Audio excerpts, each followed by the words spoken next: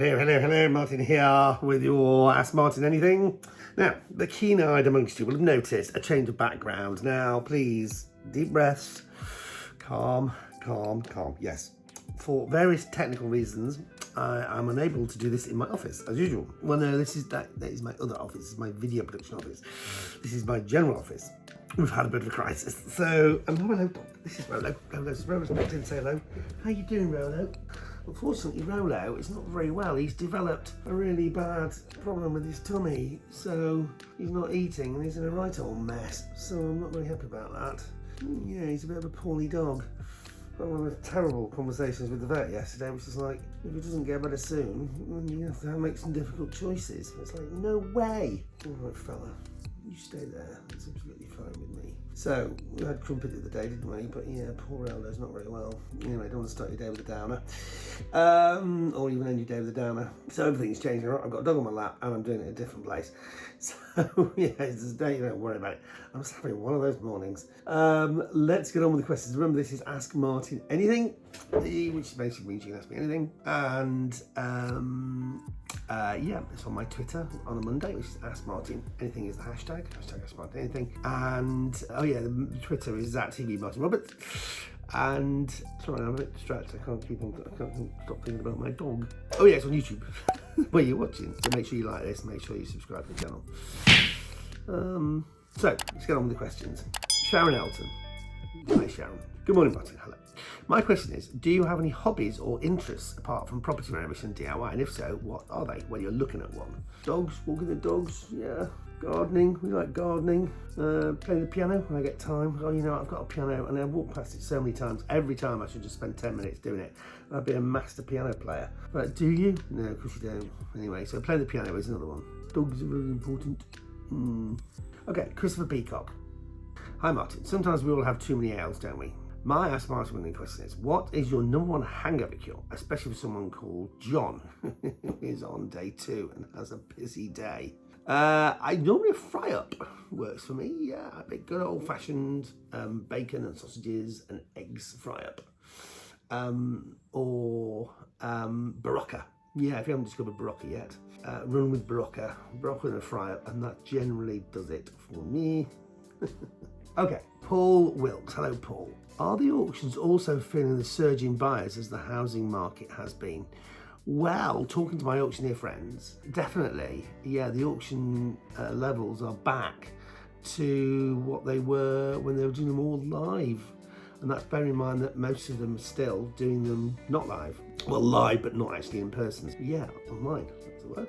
So yeah, they are definitely, and the prices they're achieving are really good. So yeah, it's it all seems like it's boogieing along pretty merrily, which is good news. Exciting news as well. I am going to be doing the auction course on my Asset Academy trainings. So if you want to check that out, in fact, I need to tell you something about very exciting. On the 17th and the 24th of June, I'm going to be doing like a free webinar. Just giving you an idea about the world of property and also telling you a bit about my property training weekends. So if you can come along to that, register for free. If you go to martinroberts.com, you can register for free for that webinar rather. And that's at 7 o'clock on the 17th, Thursday the 17th of June, and also the following Thursday the 24th of June. So yeah, come along to that and I'll tell you a bit about what you'd learn if you go on my weekends, and also give you a few hot tips. And I think we give you a free copy of a book I've written called 101 Property Investment Tips. You get a copy of that for coming along as well. It's actually an e-book, but you know, it's still really good. Okay, Tim Beale. Hi Martin, your colleagues and your good self frequently advocate knocking down the walls between kitchens and living rooms. Where do you buy silent kettles and washing machines? Because we can't hear our TV over the noise of our kettle, never mind the washer. Oh dear. I guess that is a slight issue, is the noise. But why don't you just build a shed? Why don't you build a shed? Just put all the noisy kitchen appliances in there, simples. No, I get the point about, you know, the washing machine and all that. And I guess if you can have the washing machine in some kind of a place away from the the kitchen. Maybe if you've got a utility room, or you could, I don't know, maybe divide off the back of the property, or even build something on the back to house utility noisy things like the boiler and the washing machine and the dryer. I think that's probably not a bad idea. But in the meantime, I think for the odd occasion when you can't hear the TV because the washer, unless your washer's running 24/7, I'd still advocate opening things up. That definitely makes a big difference in my opinion. RH Marketing Co. Best thing you've done for charity, Martin Roberts. Any wacky event or ultra activities? Asking because we're hiking 102 miles of the Cotswold Way. Wow. In 40 hours in aid of CCP charity, and wondering what you might have taken part in. Well done you, first of all. I did the London Marathon in aid of Make-A-Wish. Oh my God. And yet, I at school, I had asthma as a child, and in those days there was no real instant fix for asthma. So not like the sort of the Ventolin you can get nowadays. So I really struggled with any kind of sport. And running especially was a nightmare. And I once had a report school said, tries hard but finds virtually all physical activity impossible. Yeah, well, I did. It was really difficult. So the thought of ever running a marathon was absolutely just, unbelievable for me. But you know what? I forgot how many years ago it was, maybe 10. I did it. I mean, it took me a while. I think I did it in 7 hours, 56 minutes, or 6 hours, 56 minutes. I think I had to do it under 7 hours to get a medal, so that was a bit mean. You can get a medal if you finish it, whatever. But yeah, so that was my biggest challenge. I also climbed Kilimanjaro for the NSPCC. That was quite a challenge. Made it to the top, got altitude sickness. And not easy at all. Good luck to anyone who's doing any kind of charity events. David asks, do you like 8 copper splashbacks in the kitchen? That sounds very sophisticated, David. I guess if it fits in with the rest of the design of the kitchen, I would say that absolutely go for it. I think you've got to be careful with that to a degree, because it was very much in vogue in the 70s. So just as long as everything else around it is fairly modern, I think you get away with it. Just be careful a little bit, perhaps. Robert Clark.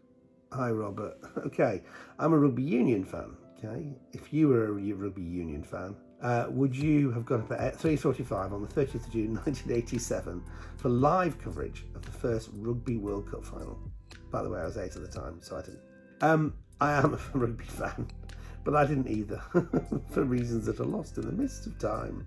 I think there is something really special about a live sporting event, isn't there? Either being there, ideally, obviously, but watching it on telly. Even so, watching it on telly, if you know it's live, it still has a different feel to it, doesn't it?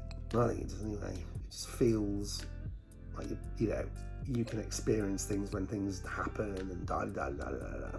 Yeah, but I don't remember that particular event. Right, Hugh Edwards. Hello, Hugh Edwards. Hi, Martin. Any simple methods of increasing the energy efficiency of my buy-to-let? It's a studio flat in a purpose-built block in the 1930s. It doesn't have a lot of wiggle room to work with, but every little helps.